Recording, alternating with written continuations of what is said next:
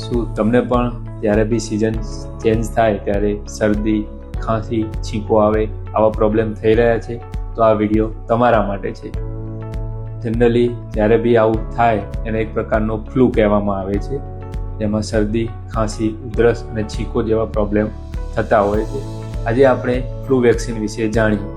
Flu vaccine generally 2 પ્રકારની હોય છે. આ વેક્સિન કોણે લેવી જોઈએ?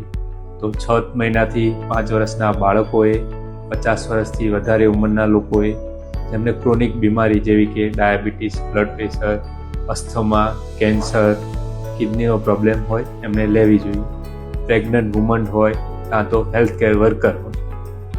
આ વેક્સિન વર્ષમાં એકવાર લેવાની હોય છે. જનરલી એ જૂનથી ઓગસ્ટ મહિનામાં લેવી હિતાવહ છે. બીજી વેક્સિન છે ન્યુમોનિયાની, જેને ન્યુમોવેક કહેવામાં આવે છે, જે લાઈફ લોંગ એક જ વાર લેવાની હોય છે. એનાથી તમને ઇમ્યુનિટી સારી રહે છે. વેક્સિન એક સેફ અને સારો ઓપ્શન છે, જે તમારા રોગપ્રતિકારક શક્તિ વધારી શકે છે અને તમારા સિમ્પટમ્સને અવોઇડ કરી શકે છે.